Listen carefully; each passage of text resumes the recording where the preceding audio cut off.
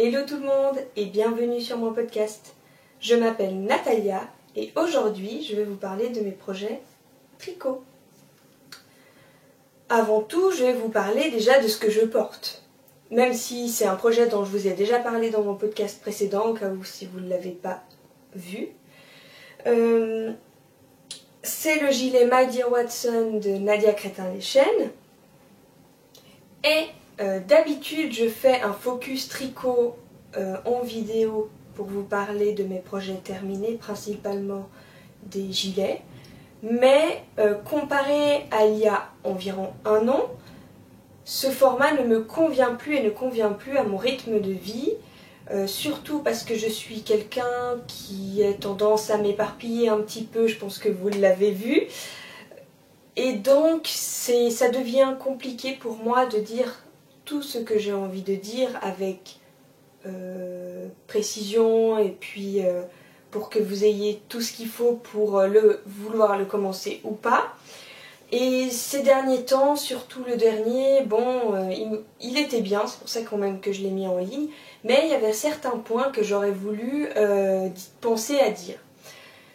Et vu que ça me convenait plus pas totalement, j'ai décidé de faire des articles de blog parce que déjà je suis posée au calme, donc je peux mieux réfléchir à ce que j'ai envie de dire. Et ensuite surtout j'ai plusieurs jours pour me relire et ajouter des détails que j'ai peut-être oubliés à la première écriture ou formuler autrement pour que vous compreniez mieux, etc.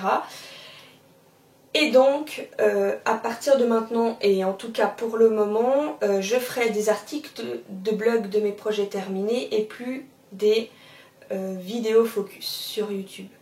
Par contre, je vais quand même continuer à en parler, j'en parlerai dans mes podcasts, mais avec ce qui me vient en tête. Voilà. Si vous voulez vraiment avoir tous les détails et voir les photos que j'ai fait du gilet, parce que souvent j'en fais entre 9 et 10, allez voir l'article. Je vais quand même vous montrer une des photos que j'ai faites, juste ici. Si vous voulez voir la suite, je vous invite à aller jeter un coup d'œil sur l'article de blog dédié à ce gilet. Bref, maintenant je vais vous parler de mes encours.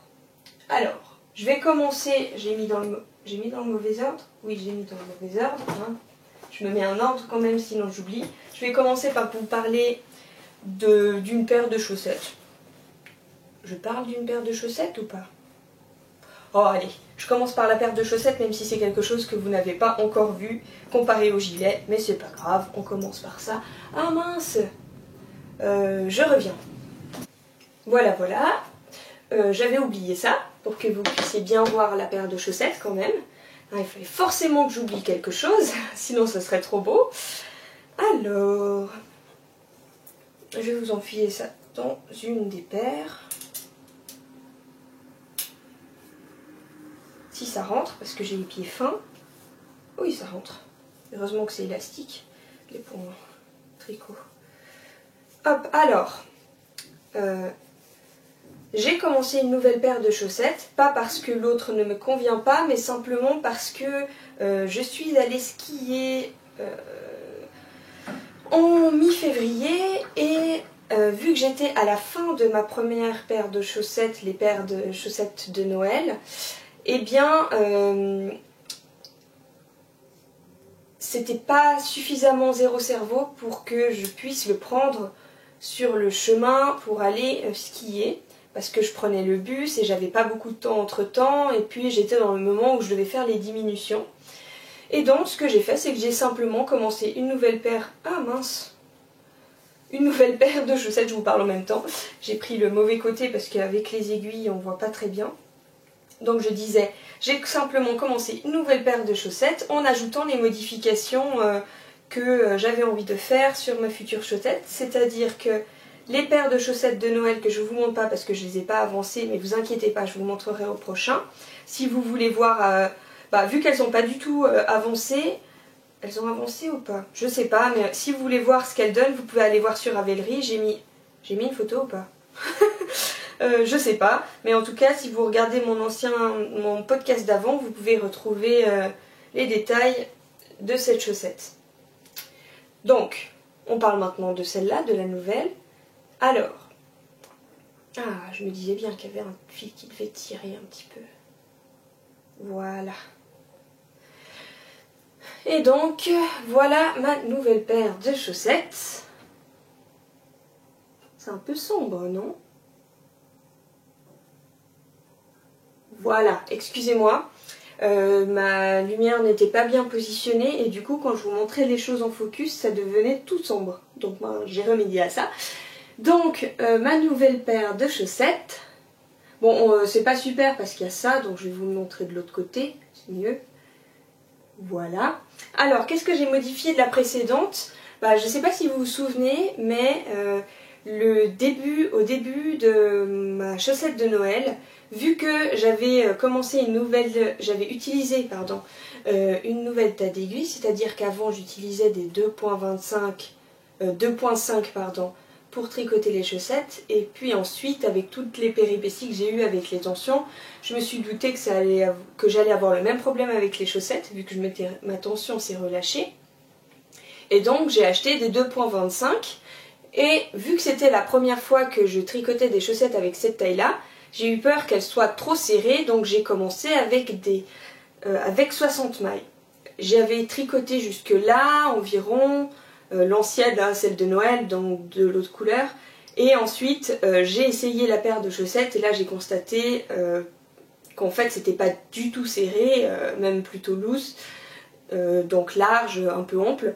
Et du coup, ce que j'ai fait, c'est que j'ai diminué du coup de 4 mailles avec un certain nombre de rangs qui séparent les deux. Parce que ce qui est positif, un certain côté positif, c'est que vu que c'était au niveau du mollet, qui est un peu plus épais que le reste du pied, ça posait pas trop de problèmes. Mais quand je mettais cette largeur sur mon pied, c'était beaucoup trop loose, donc beaucoup trop large. Donc j'ai fait ça, j'ai un peu du coup bidouillé, mais ça a marché. Et ça va être des chaussettes quand même que je vais porter. Mais du coup, ce que j'ai fait pour cette paire, c'est que j'ai commencé directement avec 56 mailles. Et j'ai ajouté une autre chose que j'aimais pas dans les chaussettes de Noël, c'était le rendu des côtes. Je trouvais que les côtes, elles étaient trop différentes, plus larges que le reste du jersey. Donc ce que j'ai fait, et que je fais dans tous mes pulls aussi, c'est que j'ai simplement, en achetant les 2.25, j'ai aussi acheté des 2 mm, et comme ça je fais les côtes en 2 mm et le reste en 2.25. Ce qui me permet d'avoir, comme vous pouvez le voir, un rendu des côtes plus joli, parce qu'elles sont moins lâches. Et vous voyez que du coup, quand je les enlève, excusez-moi, je vais juste rentrer les fils parce que sinon ça va pendouiller dans tous les sens. Hop. Vous voyez que c'est bien resserré. Voilà. Alors que quand je faisais ça avec la même taille, c'était presque droit en fait. Comme ça. Alors que là c'est bien resserré. Et du coup c'est pas trop serré au mollet, c'est juste assez pour pas que ça tombe avec le temps. Donc c'est parfait. Et ça me convient bien cette formule. C'est ma nouvelle recette. Du coup je commence avec le German Twisted Caston. Je fais environ 5 cm de côte, du coup avec des 2 mm. Puis ensuite je fais 15 cm, non je sais pas, 13, je sais plus exactement. Allez voir ma fiche Ravelry si vous voulez avoir tous les détails. Donc je fais un certain nombre de centimètres que je connais, mais que j'ai noté dans une petite feuille qui est dans ma trousse, mais c'est un peu long à sortir, et puis c'est avec mon petit langage à moi, donc vous n'allez pas comprendre grand chose. Donc je fais un certain nombre de centimètres, et puis ensuite je commence le talon renforcé. Alors ça c'est aussi un nouveau truc, une nouvelle façon de faire. J'ai commencé cette nouvelle façon de faire tout simplement parce que j'ai découvert, en me cherchant des Richelieu, voilà, des chaussures Richelieu, Donc les chaussures Richelieu, si vous ne savez pas ce que c'est les chaussures un peu que souvent on connaît quand les hommes portent des costumes complets, ils portent des chaussures classe. Et les Richelieu, en fait, c'est quand le lassage, donc la pièce du lassage, est directement connectée au reste de la chaussure, alors que les derbies, c'est quand on ajoute une pièce supplémentaire par-dessus la chaussure pour le trou du lassage. Donc les Richelieu, c'est plus élégant, mais ce que je trouve intéressant, en fait, c'est que dans les Richelieu, c'est souvent là qu'on retrouve les petits dessins, je sais plus, il y a un nom spécifique, mais je m'en souviens plus, les petits dessins, les petits trous qui font un peu comme des fleurs que je trouve très belles. Bon, bref, je me cherchais des Richelieu que je n'ai pas trouvé, enfin, j'ai trouvé, mais il va falloir que je fasse des économies si je veux avoir de la qualité, donc c'est pas pour tout de suite. Mais donc, je cherchais des Richelieu et j'ai constaté en fait que j'avais un coup-de-pied fort parce qu'il a fallu que je mesure pour savoir si je pouvais les utiliser ou pas. Je peux quand même, mais j'ai tendance à avoir... Je suis plutôt dans la fourchette coup-de-pied fort. Et du coup, c'est pour ça que les talons après coup ne me convenaient pas du tout. Parce que... quand on a un coup de pied fort, il faut avoir de l'espace ici, comme là, voilà. Et avec le talon après coup, c'était pas le cas, on n'a quasiment pas d'espace, on a juste le nombre de mailles qu'il y a là, et c'est tout. Alors qu'ici, comme vous pouvez voir, on ajoute énormément de mailles, en plus, presque le double de la moitié quasiment, et qu'on diminue petit à petit pour revenir à la taille d'aiguille. Au tour de pied normal qu'on avait au début, et après on avance et puis ensuite on fait le bout du pied. Et ça me convient beaucoup plus, et surtout le problème c'est que vu que j'avais un coup de pied fort, en plus d'être très serré sur le dessus de mon pied, ça avait tendance à bouger et glisser, et c'était vraiment pas confortable dans les chaussures. Et maintenant je suis contente, j'ai trouvé la recette parfaite pour mon pied. Donc voilà, cette couleur, je vous ai pas parlé de ça, pourtant j'ai mis le ticket juste au-dessus des écheveaux. Alors, c'est les laines de Les Jolies de Milly, comme d'habitude, j'achète quasiment toujours chez elle. Et c'est le coloris 0,39. Voilà. Et c'est un 75% Merino Superwash, 25% nylon. Je commence gentiment à m'intéresser de plus en plus à faire des chaussettes en BFL ou en 100% laine. Je lui ai proposé, je lui ai demandé si elle le faisait, elle a dit non, que pour le moment elle le fait pas parce que ça reste quand même une petite entreprise, ce que je comprends, parce que le problème quand on est une petite entreprise, c'est qu'il faut quand même investir pour acheter une nouvelle base. En grande quantité, et il faut surtout croiser les doigts pour qu'elle soit vendue. Et donc au début c'était pas le cas, mais avec la grande vague actuelle du tricot où énormément de personnes commencent gentiment à s'intéresser à des bases plus naturelles, plus résistantes et avec des propriétés plus intéressantes, ça peut être une possibilité. Elle m'a dit qu'elle allait changer de fournisseur parce qu'à cause du... Bon, avec le Brexit, c'est un peu compliqué, etc. Et du coup, vu qu'elle allait probablement, je précise, c'est pas sûr à 100%, changer de fournisseur, il y a des chances qu'elle regarde s'ils ont des bases un peu plus rustiques pour les chaussettes. Je croise les doigts pour que ce soit le cas, du coup. Et j'espère très fort qu'elle proposera de faire ces très belles rayures avec une laine plutôt 100% laine ou BFL qui a les propriétés d'être peut-être un peu moins douce mais plus résistante. Pour les chaussettes, c'est le pied. Le jeu de mots pourri. Et donc, c'est tout pour la paire de chaussettes. Je n'ai rien oublié. Bah oui, je vous ai dit que j'avais fait 56 mailles, etc. Blablabla. Voilà, c'est tout. Et donc, maintenant, je vais vous parler de mon gilet. Hop. Ouf. Alors, ça va être un peu compliqué à vous montrer, parce que je suis en train de faire les manches et les deux manches en même temps. Et du coup, ça fait que ça va être compliqué à vous montrer vu que j'ai les manches qui sont connectées derrière. Donc je vais faire comme je peux et puis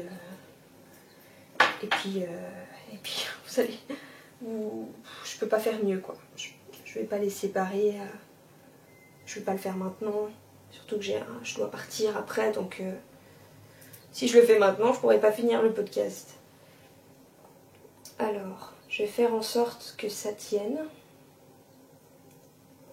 Voilà, pour que vous ayez une idée de ce que ça va donner en gilet. Hop. Ah, il y a toutes mes pelotes qui tombent. Alors.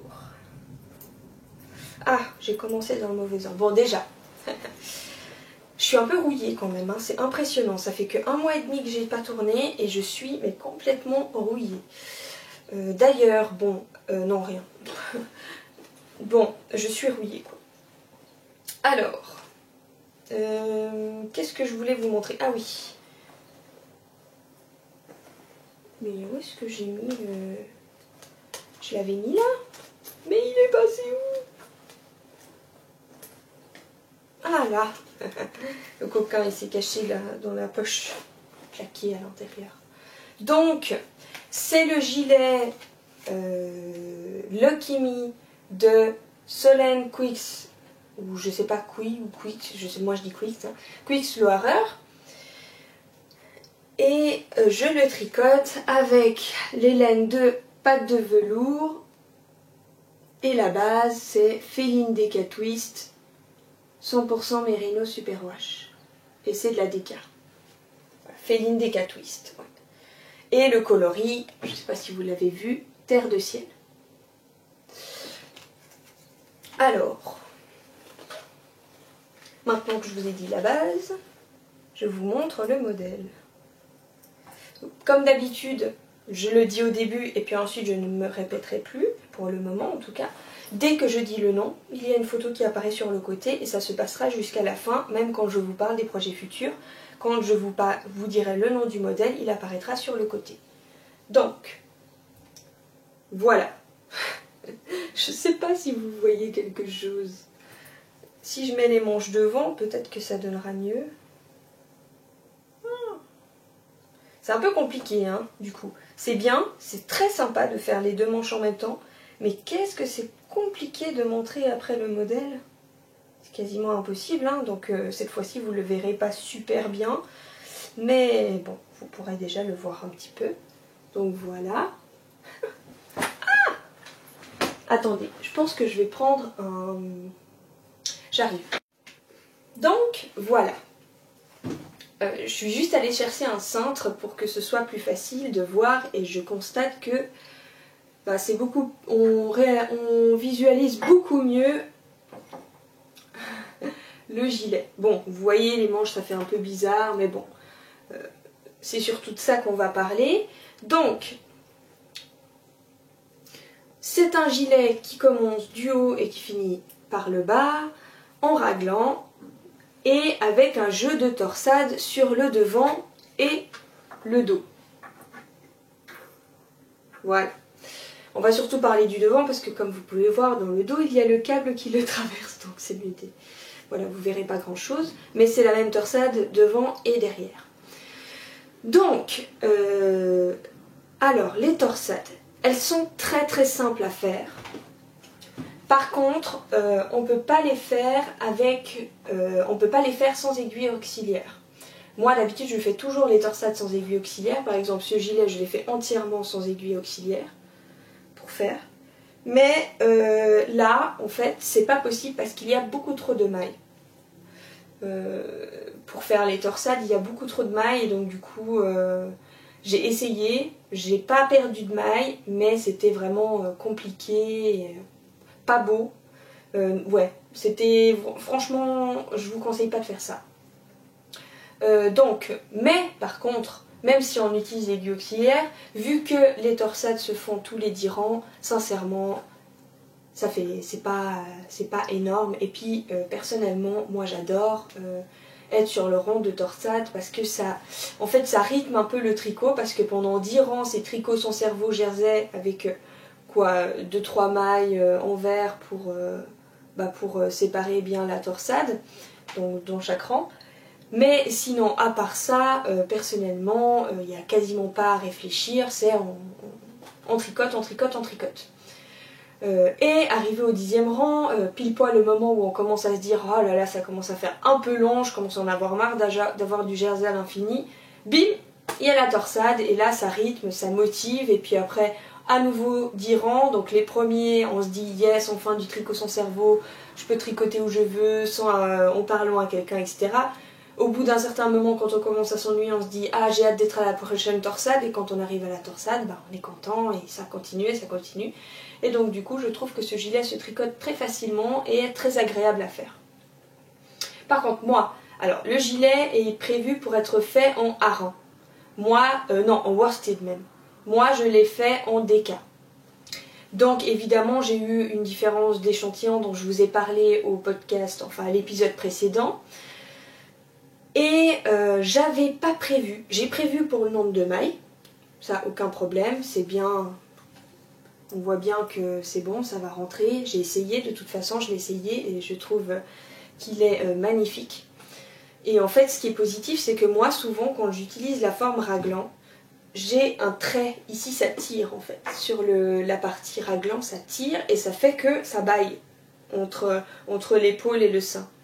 Et c'est pas très saillant quoi. Pour moi, en tout cas pour ma morphologie.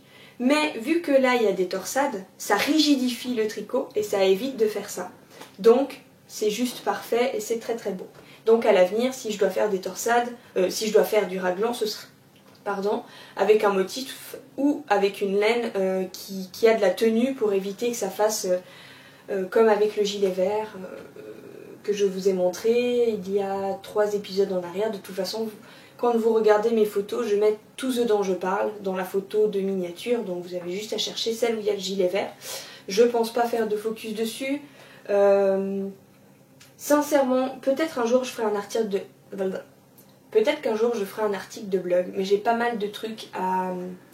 J'ai eu un souci avec les boutons, je sais pas ce qui s'est passé, j'étais à moitié aveugle quand je les ai faits, je sais pas, mais j'ai fait un peu n'importe quoi, donc je dois refaire les boutons. Puis peut-être là je ferai des vidéos, mais en fait le problème c'est que le gilet il est tellement fragile avec ce point qui passe devant, c'est comme avec le jacquard, mais c'est comme si vous aviez l'arrière du jacquard devant, donc du coup je prends mes fils partout, ils s'accrochent, puis ça fait des gros fils qui sont tirés dans tous les sens, et ça bon, esthétiquement c'est pas beau, donc je sais pas, je vous redirai, je trouve, c'est pas parce que je n'ai pas envie de faire un article de blog qui est négatif, rien à voir. C'est juste que ce gilet a été tellement compliqué à faire et je me suis tellement prise la tête dessus et j'ai pris tellement de temps à le faire que je peux plus le voir. D'ailleurs, je l'ai pas porté depuis. Je l'ai quasiment pas porté.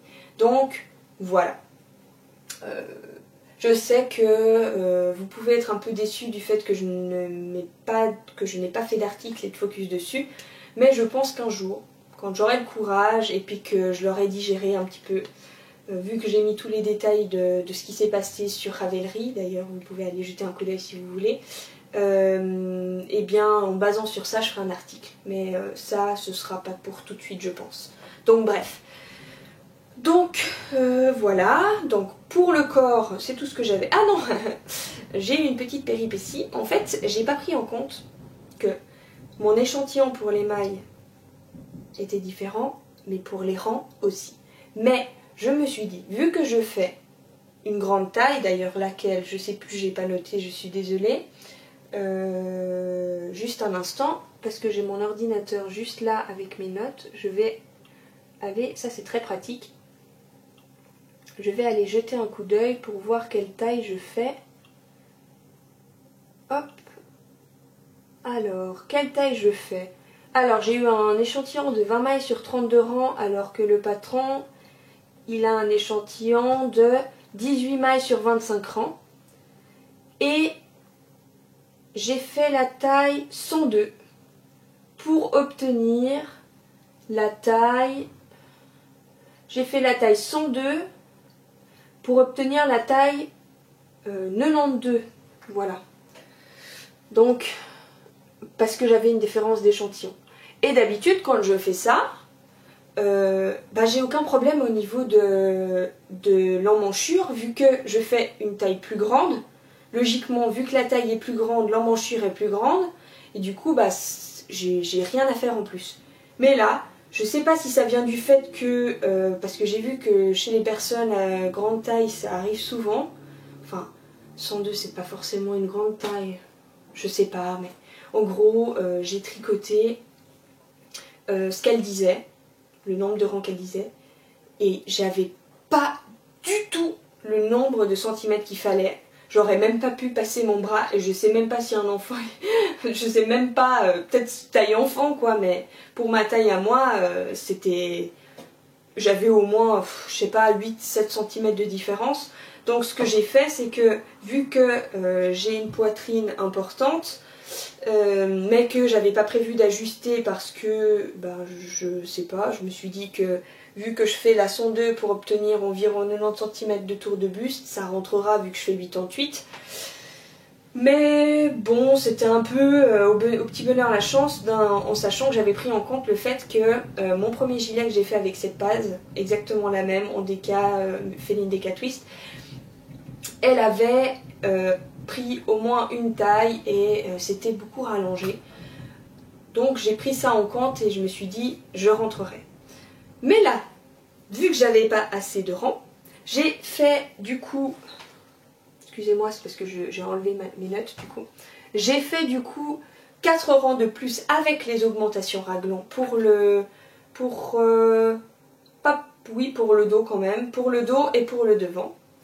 Et ça fait que je suis passée de la taille 102 à la taille 109 normalement. Oui, c'est ça. Et ça fait que, parce que je me suis dit, bon, si j'ai un problème avec les rangs, il y a des chances que peut-être que j'ai le même souci avec les mailles. Donc voilà, j'ai ajouté les augmentations supplémentaires. Du coup, 1, 2, 3, 4, ça fait 4 augmentations de plus. Et peut-être même une augmentation pour l'encolure V. Il y a des chances, je sais pas. Oui, je pense. Oui, parce que c'est fait tous les rangs, donc ça fait 2 augmentations en plus pour l'encolure V, donc ça fait 6 mailles en plus au total. Et ça me satisfait, je l'ai essayé. Je sais pas si ça vient du fait que quand je l'ai essayé, le câble était très proche, mais c'était un petit peu serré à l'emmanchure. Je le réessayerai quand j'aurai séparé les manches, voilà. Bon, je me souviens que je l'avais essayé à un certain moment pour savoir si la manche n'était pas trop serrée. Ça va. C'est un petit peu serré, mais ça va. De toute façon, vu comme je vous ai dit, c'est de la DK. Et la DK, dans tous les cas, ça s'élargit un tout petit peu. Parce que c'est plus gros et du coup, quand elle prend ses aises, la laine, elle le fait un petit peu plus. Donc, je pense que ça s'élargira juste assez pour que ce soit parfait. Enfin, pas toutes les DK font ça. Les DK ont Merino Super Wash parce que vu que c'est Super Wash, il y a moins de... Les mailles, elles glissent plus et du coup, voilà, elles prennent plus de... Elles s'élargissent un petit peu plus. Mais bref. Donc, je vais vous montrer ici, j'ai fait les 2 mailles en même temps. Je sais pas si je vous en ai parlé. Au pire, je me radote et puis je couperai une partie, la partie la plus chiante. Mais du coup, en gros, j'ai fait les mailles, les 2 en même temps, parce que, comme je vous en avais parlé au dernier épisode et comme vous pouvez le voir ici, on peut le voir, ici, c'est large, ici, eh bien non. Vous voyez, je pense que je peux vous le montrer comme ça, là. Voilà, vous voyez tout de suite, c'est vraiment impressionnant. Comme ici, c'est beaucoup plus large. Dans la vie de tous les jours, personne ne le voit. Donc il n'y a que moi qui le vois. C'est vrai que ça titille un peu mon côté symétrique, mais pour le moment j'ai pas la motivation de remédier à ça. Elle est aussi un peu plus longue, mais très légèrement. Un petit peu de quelques centimètres. Et en fait c'est parce que quand je tricotais une manche après l'autre avec des aiguilles 23 cm, eh bien, excusez-moi, je suis en train de faire un bruit insupportable. Eh bien, je sais pas ce qui se passait, mais déjà, je commençais ma première manche, donc celle-là. Je tricotais serré au début, et plus j'avançais, plus je me relâchais, plus le tricot était lâche. Et donc à la fin, au niveau des côtes, quand j'arrivais aux côtes, ben, j'étais très lâche. Et ensuite, bah, évidemment, vu que je fais pas les deux en même temps, l'autre manche, quand je commençais avec la tension que j'avais à la fin de celle-ci, qui n'avait rien à voir avec celle-là. Donc du coup, je commençais lâche et je me détendais de plus en plus jusqu'au bout. Donc du coup, quand on compare les deux, là j'étais un peu détendue, là j'étais très détendue. Et donc du coup, ça fait que bah, mes deux manches sont très différentes. Et j'avais déjà eu ce problème avec le gilet vert. Je me suis dit, bah je sais ce que je vais faire, je vais acheter des aiguilles 23 cm en plus et puis je vais tricoter les deux en alternance. Sauf que ce que j'avais pas pris en compte, c'est un certain budget de prendre des aiguilles en double, ce qui m'embêtait un petit peu. Mais je l'avais fait quand même. Oui, je l'avais fait quand même, mais j'avais acheté les trois tailles d'aiguilles que j'utilise le plus, c'est-à-dire 3,25, 3,5 et 3,75. Et bah, quand j'ai dû commencer là, bah en fait je l'ai pas fait. J'avais complètement oublié que j'avais acheté en double et donc du coup j'ai fait une après l'autre que j'ai... Bon, je parle quand même, j'espère que ça vous dérangera pas trop. Et donc du coup bah, j'ai quand même fait et puis j'en avais marre. Ça m'a saoulée, ça m'a gonflé, j'en avais marre de tous ces problèmes de manches. J'avais aussi dans le gilet vert eu une énorme différence entre la partie du raglan et puis le reste. Non mais c'était vraiment n'importe quoi. J'avais dû défaire pas mal, là j'ai dû défaire aussi, bon, c'était vraiment n'importe quoi. Donc du coup, j'arrête les 23 cm, même si j'y arrive, même si mes mains ça me fait pas mal, je me détends trop et ma tension est beaucoup trop différente d'une manche à l'autre et puis bon c'est un peu une catastrophe. Donc maintenant je fais les deux en même temps, sur la même aiguille du coup, et en Magic Loop du coup j'ai quasiment pas de différence, c'est peut-être un tout petit peu plus serré. Je tricote un petit peu plus serré, mais sincèrement, hop. Déjà ça se voit 8500, oui parce que moi j'aime abuser, ça se voit 8500 fois moins qu'avec les aiguilles 23 cm déjà. Donc je vous montre une des manches. Je sais pas comment je vais vous montrer ça, c'est un petit peu compliqué, mais... Donc voilà. C'est pas flagrant. Il y a une... Bon là, vous avez peut-être l'impression que ça vient de la tension, mais c'est pas vraiment ça, c'est parce que j'ai diminué ici. Et du coup ça impacte ce côté-là, parce que ça se resserre aussi. Mais en dehors de ça, c'est pas... Si vous voyez le rendu avec les 23 cm, ça n'a rien à voir. Donc je suis plutôt satisfaite. Et puis vous pouvez voir que j'ai pas une énorme démarcation. J'en ai quasiment pas même, en fait. On voit quand même parce que la laine a quand même une mémoire de forme et vu qu'elle reste tout le temps à plat, évidemment il y a un pli qui se forme. Mais si on regarde vraiment les mailles, pas le pli, c'est pas flagrant quoi. Donc j'ai appris à me détendre parce qu'avec mon gilet rose, le tout premier que j'ai fait, je serrais beaucoup trop et c'était impossible de glisser les mailles sur l'aiguille. Mais là en fait j'ai réussi à trouver juste le bon truc pour... J'ai essayé de faire la technique de Liz Taylor où je fais la première maille à la française et puis le reste voilà. Mais bon, je me disais que ça me fait perdre du temps. Et du coup j'ai essayé avec ma technique à moi que j'utilise avec les chaussettes, c'est-à-dire quand je commence en fait la première maille. Je vais vous montrer un exemple ici. Donc attendez, parce que... Quand je commence la première maille,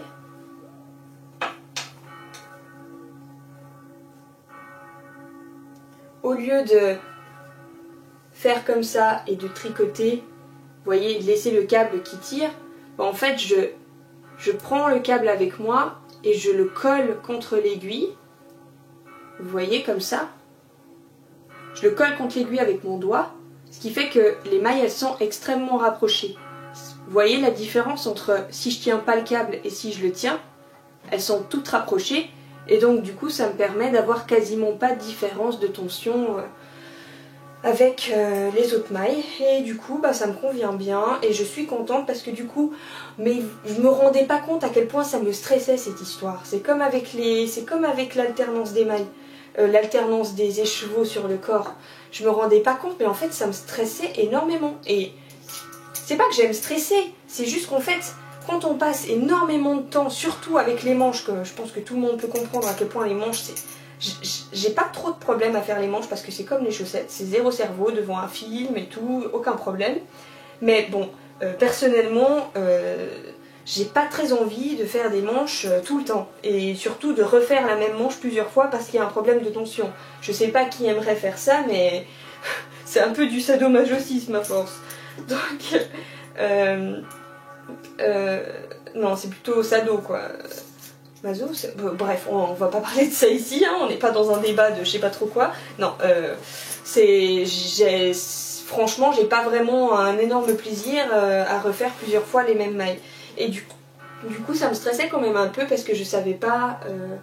ouais, je pouvais pas tricoter naturellement, il fallait que j'essaye de serrer plus que d'habitude, l'autre manche, bref, c'était un peu compliqué. Donc du coup, je trouve que cette solution est parfaite. Je sais que si je fais une erreur...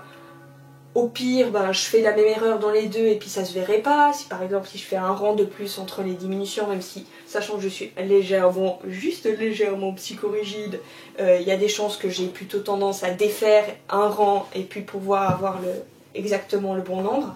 Mais bref, je trouve que j'ai trouvé la solution. Je pense que plus j'avance dans le tricot, plus je fais de gilet, plus je trouve la recette parfaite pour faire un gilet sans aucun souci. Donc je suis plutôt contente. Alors, bref, ça a duré longtemps, mais j'ai pu dire tout ce que j'avais envie de dire et certaines choses d'ailleurs que j'avais oublié de dire dans l'épisode d'avant, donc du coup je suis plutôt contente. Et je vais maintenant vous parler de mon dernier projet que vous ne connaissez pas encore. C'est le Myristica Shawl de Marie-Amélie, qui est un châle mystère à 5 escales qu'on reçoit chaque mardi de la semaine. Alors, ne partez pas tout de suite pour celles qui ne veulent pas être spoilées, parce que je vais déjà commencer par vous parler des couleurs que j'ai utilisées, de la petite histoire derrière, de la base. Je ne vais pas tout de suite montrer le châle. Je vérifie juste si ça enregistre bien, oui. Et ensuite, quand je vais commencer à montrer le châle, je vous dirai, pour celles qui ne veulent pas être spoilées, à quelle minute vous devrez aller plus loin dans la vidéo. Voilà. Donc... vous inquiétez pas, vous pouvez encore rester. Je ne vais pas vous spoiler. Par contre, je vais quand même vous préciser à quelle section je suis et à quel indice escale je suis. Comme ça, si vous l'avez déjà fait, bah, il y a des chances que vous regardiez ce que je vous montre. Donc je suis à l'escale 2 et à la section 5. Donc je suis... non, je suis à la section 5, à la partie où je fais du point mousse après le motif. Je ne vais pas vous dire ce que c'est, vous inquiétez pas avec Marie-Amélie, même ce que je viens de dire n'est pas du tout un spoil. Enfin, on peut même pas appeler ça motif, mais bref. Après, le truc. Donc je suis pas encore à la section 6. Voilà. Donc, je vais vous parler de la laine, et pour ça, pour éviter un malencontreux accident en tirant des fils, je vous ai pris le deuxième écheveau de la couleur que j'ai pris. Et de toute façon, celui-là, il est déjà séparé du reste. Donc, je vais déjà vous raconter la petite histoire qu'il y a derrière. Je vois que Marie-Amélie sort le magnifique châle Myristica. Alors déjà, première chose, Marie-Amélie, c'est jusqu'à maintenant la seule designer où quoi qu'elle fasse, j'adore. Mais je pourrais faire tout ce qu'elle a sorti. Bon, évidemment, les pulls, c'est pas trop adapté à ma manière de vivre et à ce que je recherche quand je porte quelque chose en laine. Donc, il y a... mais même, c'est la seule designer jusqu'à maintenant, avec Atelier Émilie, qui, quand elle sort des pulls, ça me donne envie de faire des pulls, alors que c'est pas du tout mon truc.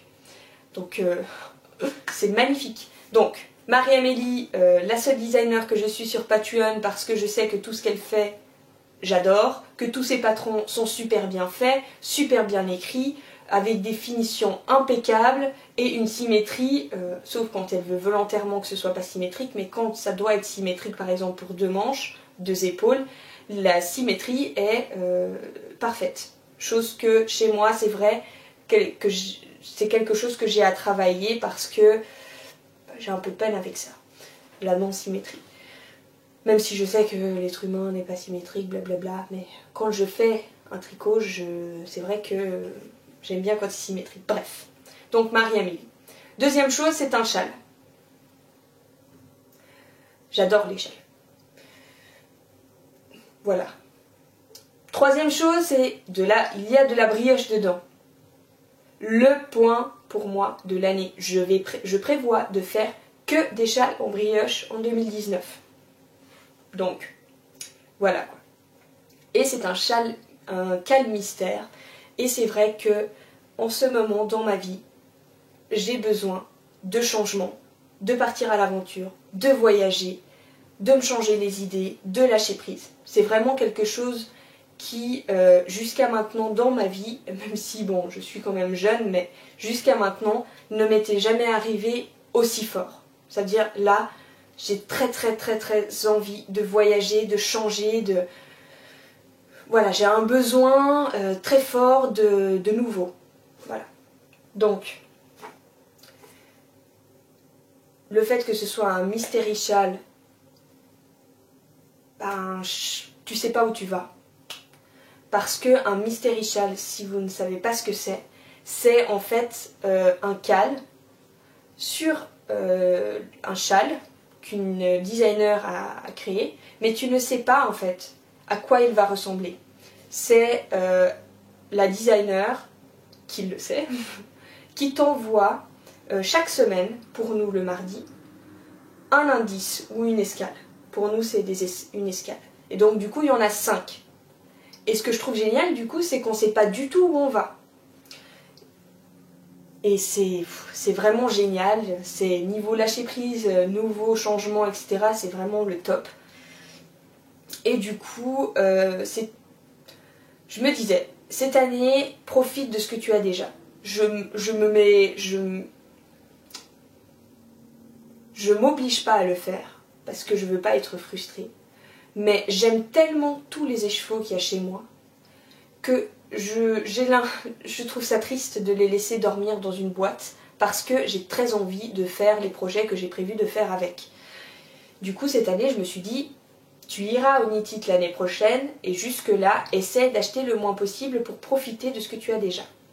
Donc bref, je dis ça, mais j'ai acheté des nouveaux trucs. Mais bon, en gros, je me suis dit, tu ne le feras pas. Et plus le temps passait, plus on en entendait parler, plus je voyais ce que les designers avaient prévu comme couleur. C'était dur parce que j'avais tellement envie de faire ce châle mystère, surtout que je n'ai jamais fait de châle mystère et que c'était la meilleure personne pour que je le fasse parce que c'est la seule designer qui fait que tout ce qu'elle fait j'aime. Et donc du coup, j'ai fini par dire, écoute là tu commences à devenir frustrée et c'est pas ce que tu veux. Donc, vas-y, fonce, c'est pas grave. La frustration, c'est pas sain. Donc, chez moi, c'est très rare que je sois frustrée pour de la laine. Je vois des laines magnifiques passer tous les jours, je trouve ça beau, je voudrais bien les avoir, mais je suis pas frustrée. Mais là, j'étais super frustrée. Donc du coup, bon, je me suis dit, allez, vas-y, fonce! Et du coup, je suis allée à la boutique Tricoton à Aigle, qui est une super boutique d'ailleurs. Si vous habitez à Vevey, je vous recommande, je vous mets le nom juste ici. Et en fait, c'est juste super bien tombé, c'est-à-dire en fait que elle a participé au Swiss Yarn Festival, qui est un festival suisse de laine. Et elle a eu un stand et ça fait que vu que c'est une revendeuse de Julie Asselin lui a fait un méga stock de fou. Elle lui a envoyé plein de laines pour qu'elle participe au Swiss Yarn Festival avec les laines de Julie Asselin et d'autres laines qu'elle a dans sa boutique.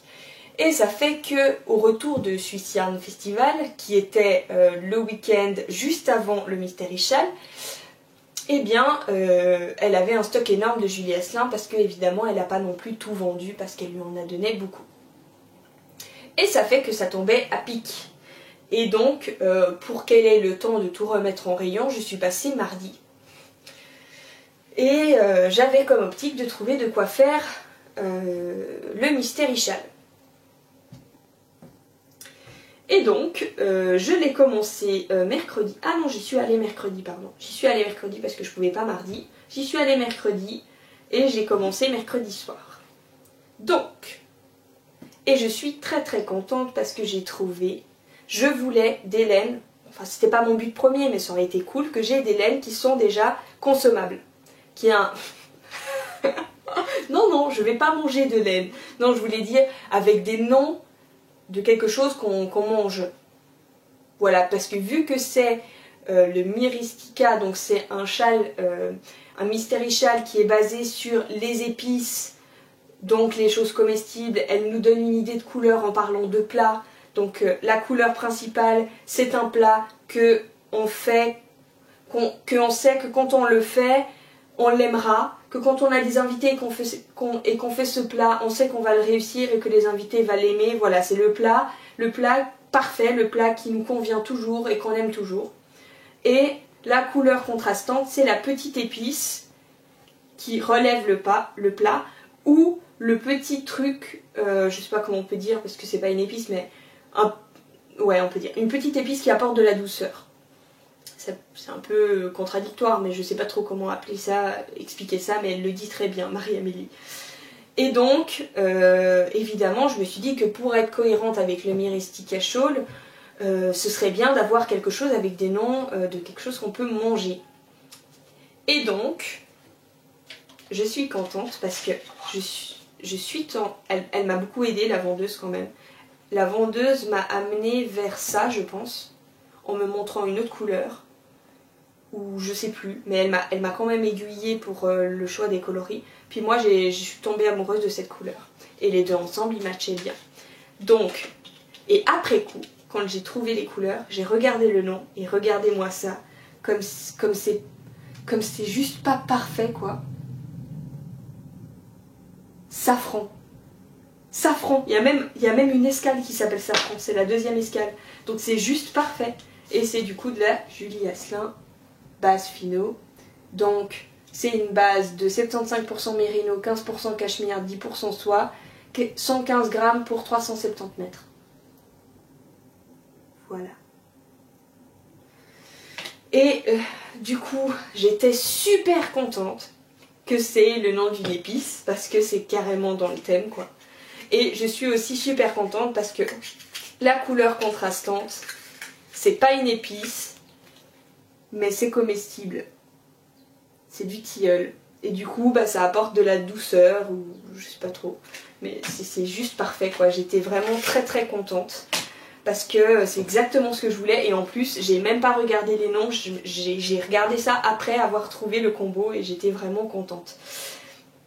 Donc, moi, ce jaune, il me fait penser à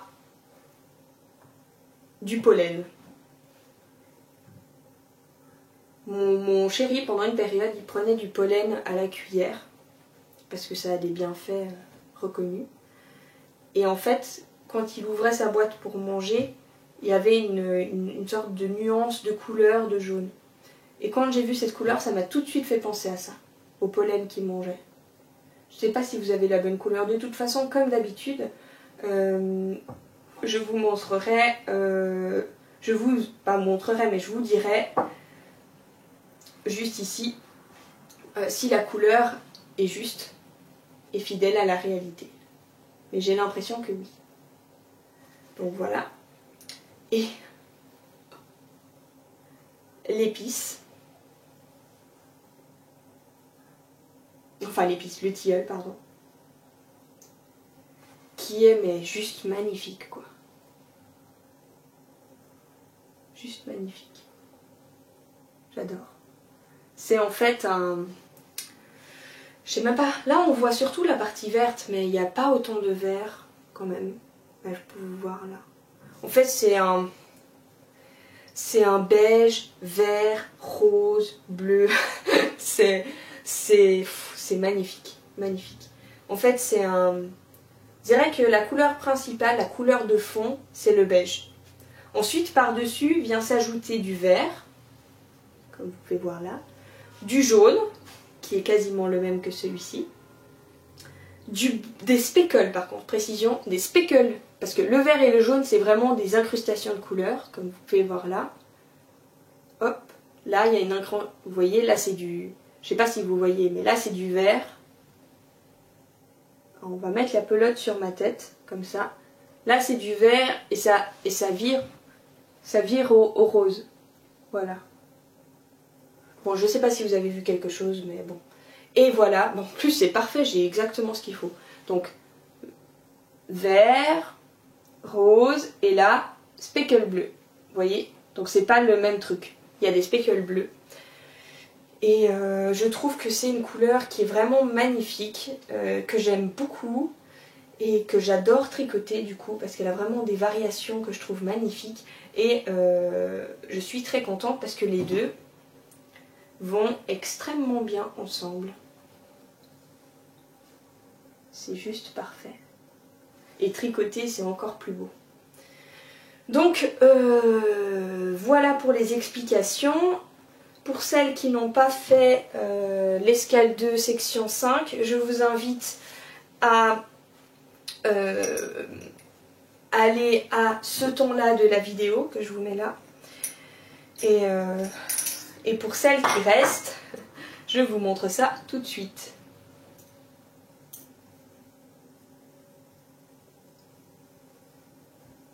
Oh bon, c'est même plus une histoire de flemme. J'ai pris le câble le plus long que j'ai dans ma trousse. Et c'est pas suffisant. Mais bon, j'ai l'impression que c'est un peu sombre, non? Bon, je suis désolée si c'est un peu sombre parce que pourtant aujourd'hui il fait très très beau. Mais j'ai peut-être pas choisi le meilleur moment de la journée pour filmer. Et du coup le soleil, bah il y a du soleil là. Vous ne pouvez pas voir mais il y a du soleil qui commence d'ailleurs à taper sur mon ordinateur. Donc du coup je vais tirer un peu les rideaux. Voilà, comme ça mon ordi ne surchauffe pas. Donc, ce que je disais, c'est que j'ai du soleil, il fait beau, mais j'ai l'impression que ça fait un peu sombre. Mais bon, c'est pas grave. C'est assez lumineux pour que vous voyez ce que je vous montre. Donc, le Myristica Shawl. Qu'est-ce qu'il est beau et agréable à faire, mais c'est un truc de dingue quoi. Ça faisait longtemps que j'avais pas pris autant de plaisir à faire un châle, comme vous pouvez le voir. De toute façon, je l'ai bien avancé alors que je l'ai commencé il y a...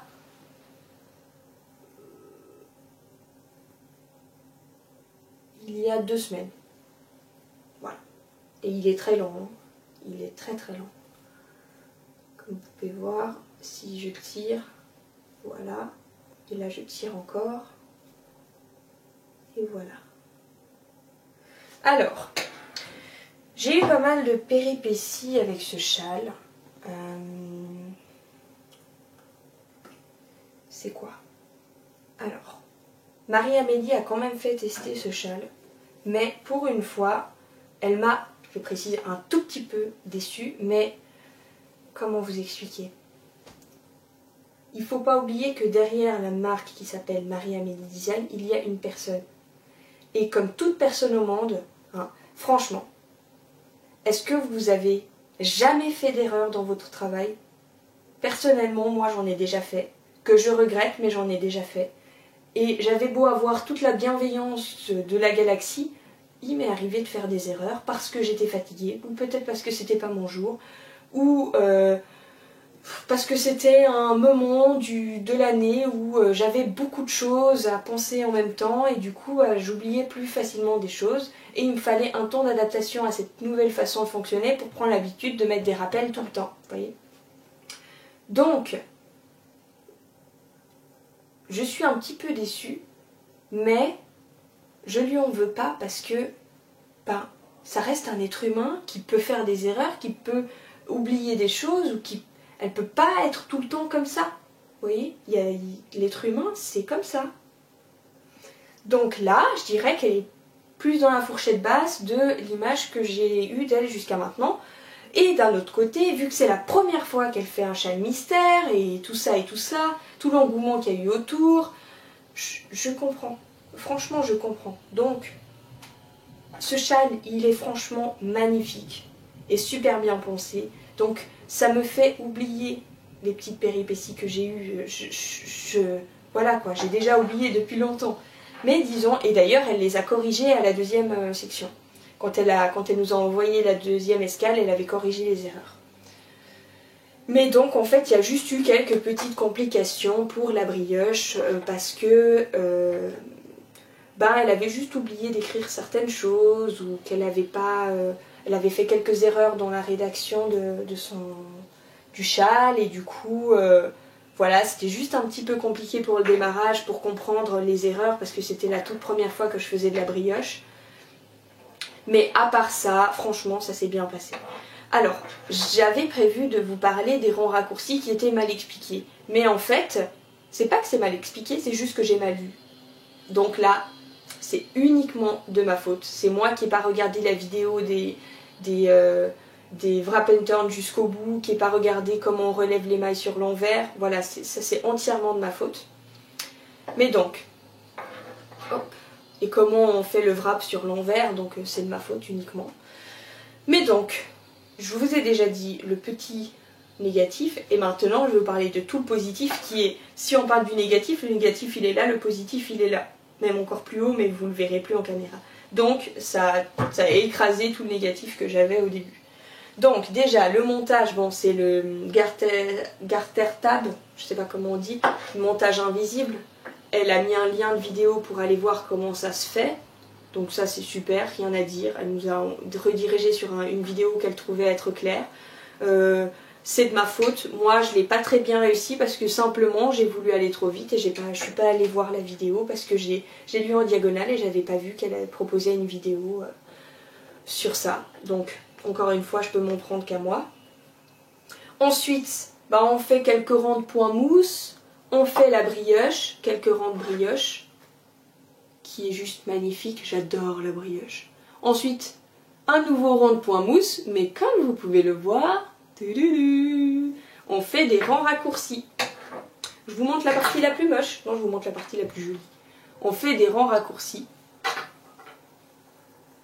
Et ça fait un truc juste magnifique, comme vous pouvez voir. Ça fait des rayures, mais qui rapetissent avec le temps. À force de faire les rangs raccourcis. C'est un peu difficile à vous montrer, mais en fait, vous inquiétez pas. Là, ça fait des petites bosses parce qu'en fait, on fait... sur les rangs endroits, on fait dans une augmentation, on ajoute 2 mailles. Donc, on fait une augmentation, mais on ajoute 2 mailles.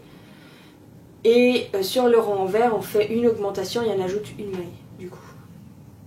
Vous verrez, hein, si vous avez le patron, vous verrez ce que je veux dire. Et ça fait que ça gondole un peu, mais vu qu'on fait un jeté pour assouplir, et quand je tirerai, comme vous pouvez voir, ça gondole plus. Mais pour le moment ça gondole un petit peu, mais ça c'est que parce que je ne l'ai pas bloqué. Comme tout châle, c'est un peu... ça prend pas ses aises quand c'est pas bloqué. Mais donc, c'est juste magnifique. On a fait des rangs raccourcis. Du coup, au milieu, il n'y a pas les rangs raccourcis. Il n'y a pas les rangs raccourcis. Et ensuite, de l'autre côté, c'est un peu moins joli, un peu moins réussi, mais il y a les rangs raccourcis. Je ne sais pas si vous allez le voir, mais j'ai moins bien réussi les rangs raccourcis au niveau de la tension. Je sais pas ce qui s'est passé, mais je pense que je serrais trop le wrap et il y avait une maille que je serrais pas assez, du coup c'était un peu bizarre, mais bon. Ça va venir avec le temps. Je sais pas si on devra refaire des wrap and turn sur l'envers, mais en tout cas je prendrai ça en compte pour la deuxième fois. Mais sinon les wrap and turn endroit, aucun problème. Et les wrap and turn envers, vu que j'avais une maille trop lâche à un endroit et une maille trop serrée à un autre, j'ai juste fait la technique de je prends une aiguille et je gère la tension moi-même avec une aiguille. Et du coup ça se voit un petit peu, mais au lavage ça se verra pas. Donc voilà, j'ai pas des énormes trous, hein, j'ai pas de trous. C'est juste que c'est un peu... on voit que la tension elle est un peu bizarre, mais c'est parce que j'ai tiré avec l'aiguille pour gérer le truc. Et ça va se lisser au lavage, j'ai aucun doute là-dessus. Et ensuite, donc du coup, après ça, on refait un rang de brioche. Et ensuite, on fait un rang pour ajuster du coup, parce que vu qu'on n'a pas fait de rang raccourci là, bah c'était plus court. Et ça fait que du coup, on a remédié à ça et on a fait quelque chose des rangs raccourcis centrales qui s'arrêtent vers la pointe. Comme vous pouvez voir là. Ici, 1, 2, 3. Là, on a un petit rond. Et ensuite, on recommence. On arrête la première, la deuxième, la troisième. Et ensuite, c'est normal, il n'y a pas de rond raccourci. Et du coup, on a des grosses et larges rayures de cette couleur, de ma couleur contrastante que je trouve magnifique. Je suis désolée, hein, mais je peux pas enlever le marqueur parce que ça me dit à quel moment je suis de la section. Du coup, si je l'enlève, je serai un peu perdue. Mais bon, il fait joli, c'est un beau marqueur fraise. Et donc, voilà. Je prends un plaisir immense à faire ce châle. Et je me lasse pas. Je me lasse pas. Pour vous dire, j'ai tout abandonné. Je fais que ce châle. J'ai abandonné tous mes autres projets en cours. Parce que il est tellement addictif que je pense que à lui en ce moment. Donc, et puis aussi j'ai pris un peu de retard du coup la semaine passée, vu que j'ai acheté mes laines mercredi et que j'ai commencé mercredi soir, j'ai pris une journée de retard. Ça fait que ben, là il me manque la section brioche et c'est demain qu'on a la troisième escale. Du coup j'ai pas trop le temps de faire autre chose, mais là je serai en vacances donc j'aurai plus de temps et ça fait que j'aurai le temps de tricoter un petit peu mes autres projets.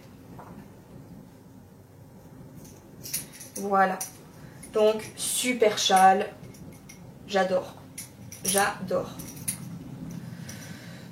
Et ce sera un châle en demi-lune. Bah c'est tout pour mes encours. Ah, j'ai oublié de mettre mes chevaux. C'est tout pour mes projets en cours et je vais passer à mes projets futurs et à mes achats pardon. Enfin un achat en lien avec un projet futur, comme vous avez pu le voir là. J'arrête pas de taper dessus avec le coude, j'ai l'impression. Oui, non, je pense. Mais bref. Du coup, je passe à mes projets futurs. Donc, je vais commencer déjà avec le prochain gilet que je vais me tricoter. Je vous ai déjà montré ces laines que j'avais achetées à l'anniversaire de l'Anae. Mais je vous les remontre quand même déjà parce qu'elles sont belles et qu'elles le méritent. Et puis ensuite parce que ce sera mon futur projet. Et j'ai une petite histoire à raconter là-dessus. Enfin, très courte, pas super longue non plus. Mais en gros, j'avais envie de faire le gilet de Eulanga Vekana, le Dent de Lion.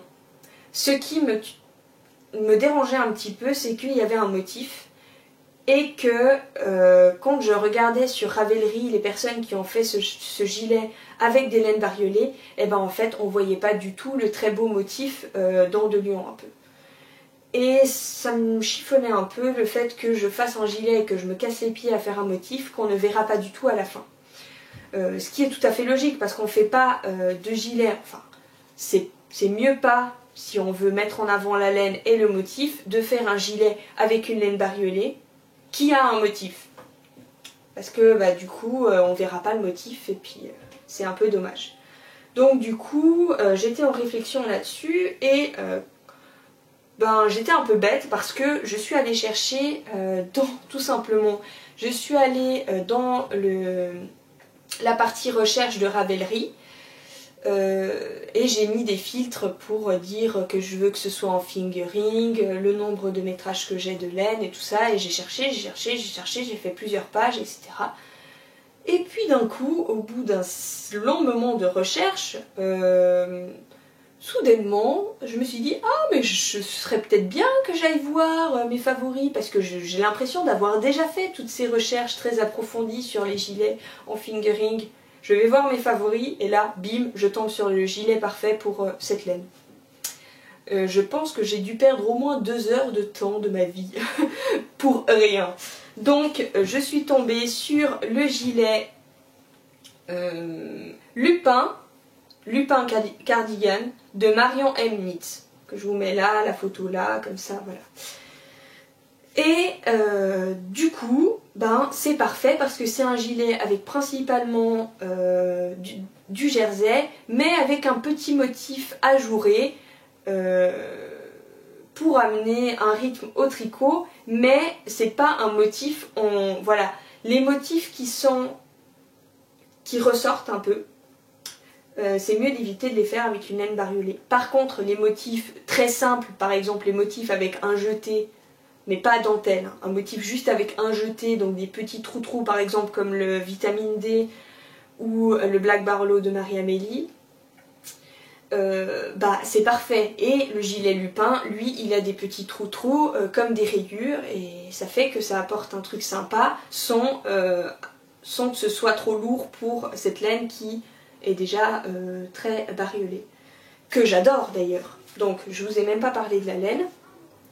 Donc c'est la marque La Pelote Vagabonde, la base Abri qui est de 100% Merino Superwash, 400 mètres pour 100 grammes. Voilà. Et le coloris, évidemment, c'est l'Aventure t'attend, normalement. L'Aventure t'attend. Voilà. Attendez, parce que j'ai vu que ma caméra, elle a plus zoomé sur ma tête que sur la... Voilà. Donc, voilà. Et j'ai 3 écheveaux, et sincèrement, quand je regarde cette laine, j'ai l'impression de voir une œuvre d'art, personnellement. Une superbe œuvre d'art. Magnifique. Magnifique. Super beau, j'adore. Je peux vous montrer en détail. Vous voyez, il y a des parties comme ça. C'est principalement bleu, hein, avec des speckles orange, gris, des parties un peu gris neutre, jaune. Magnifique, magnifique. Et je trouve que c'est un coloris très printanier. Oui, c'est un coloris très printanier. Et du coup, eh bien, je trouve que j'ai eu envie. En fait, j'ai ressorti mes laines pour montrer à une amie. Et ça m'a... Je suis retombée amoureuse de ces laines et j'avais envie de les tricoter pour mon futur projet. Et d'ailleurs, je viens de regarder parce que je me suis demandé, vu qu'il y a l'air... Ça tire un peu sur le vert, est-ce que ça va avec le bleu? Et en fait, ça va parfaitement bien avec le bleu parce qu'il y a des parties qui sont bleu jean. Donc du coup, c'est juste parfait. Vous pouvez pas le voir, mais croyez-moi sur parole, ça va très bien avec le bleu. Bah ouais, vous voyez, regardez, je sais pas si vous voyez avec la caméra, mais juste ici, il y a du bleu jean. Et probablement qu'à l'intérieur, un peu caché, il doit en avoir pas mal de parties, oui, il y en a pas mal, de parties qui tirent sur le bleu jean.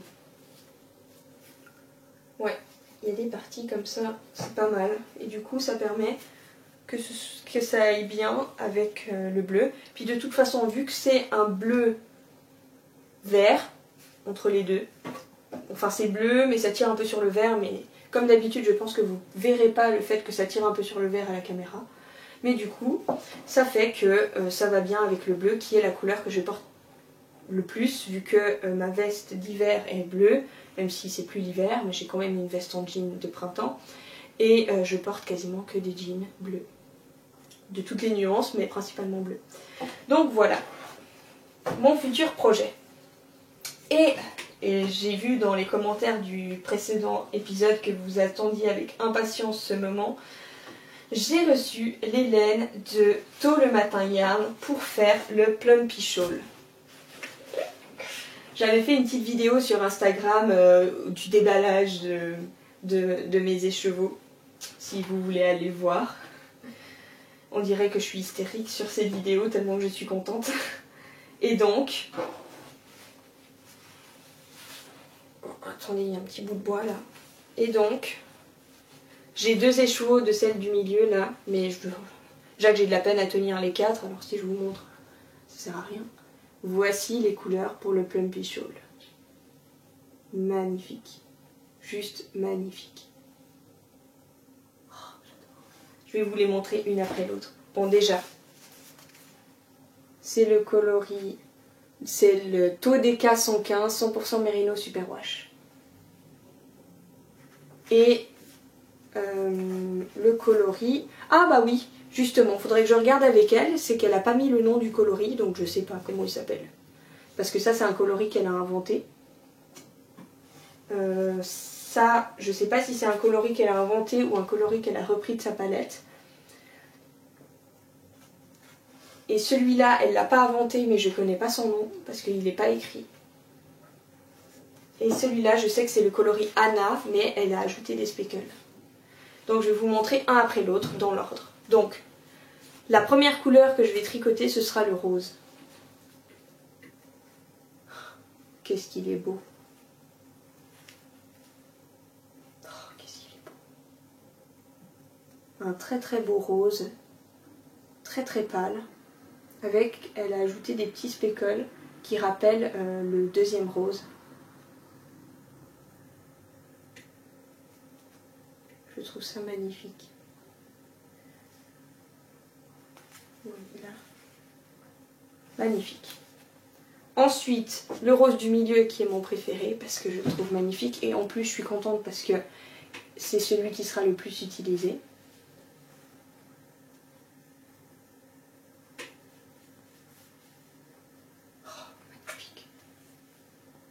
Il faut juste que je trouve une technique parce que je vois tout de suite quand je fais ça, hop, ça zoome sur ma tête. Je vois un carré jaune qui se forme. Du coup, il faut que je cache un peu ma tête, sinon il a très très envie de zoomer sur ma tête. Magnifique. Magnifique. Avec des petits speckles plus foncés, parce que je lui ai dit que j'adorais ça. Ensuite, il n'y a pas d'ordre hein, pour le Plumpy Shawl parce que je vais tous les mélanger. Les seules couleurs que je ne mélangerai pas pour faire un motif, le motif ce sera ces deux-là. Parce que je trouve que c'est celles qui matchent le moins. Vous voyez, c'est pas... Quand on compare ça et ça match bien. Ça et ça match bien. Et ces deux-là, ça match moins. Du coup, c'est pour ça. Donc, ça. Ensuite, le bleu comme ça, c'est le seul qui a des speckles des roses. Parce que dans les roses, il n'y a pas de speckle bleu parce qu'elle disait que ça risquait de faire du violet. Et ça aurait fait trop de couleurs. Et dans ce bleu-là, on n'aurait rien vu. Du coup, c'est le seul qui a des speckles qui rappellent l'autre palette, l'autre partie des couleurs. Donc il a des speckles roses, que je trouve magnifiques.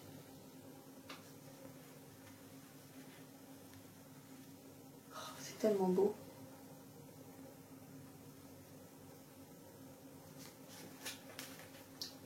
Comme ça, non? On voit bien les speckles.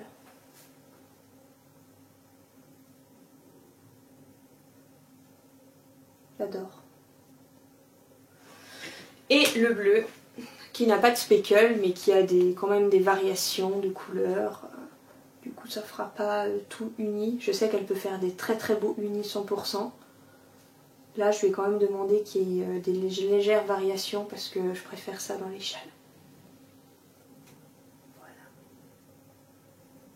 C'est un très beau bleu. Bleu marine. Et voilà. Et du coup, je ferai le début du châle comme ça, avec le bleu qui ressort, donc le point mousse avec le bleu. Ensuite, j'incruste le rose pour faire la brioche, et puis le point mousse un peu spécial. Ensuite, j'arrête le bleu marine, j'ajoute le vieux rose, hop, et là, je fais du point mousse uniquement avec ça, et après, j'incruste ça pour faire de la brioche. Ensuite, je fais du point mousse avec celle-là et après j'incruste ça pour faire la brioche.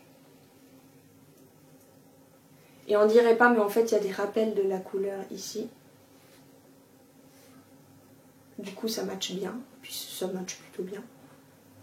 Et ensuite je fais le point mousse avec ça et j'incruste ça pour faire la brioche et puis le point mousse spécial. Ouais. Non, parce que je sais que la fin c'est point mousse spécial et puis après brioche spéciale. Donc tu auras une section, d'habitude il y a une section avec brioche d'un côté, point mousse de l'autre, alors que à la fin, il n'y a plus d'un côté et de l'autre, il y aura une section entière avec le point mousse spécial avec les deux, et une section entière avec la brioche. Voilà. Et du coup, ben, je suis très très contente de ma commande. Elle répond totalement à mes attentes. Et j'ai hâte de tricoter ce châle que je commencerai probablement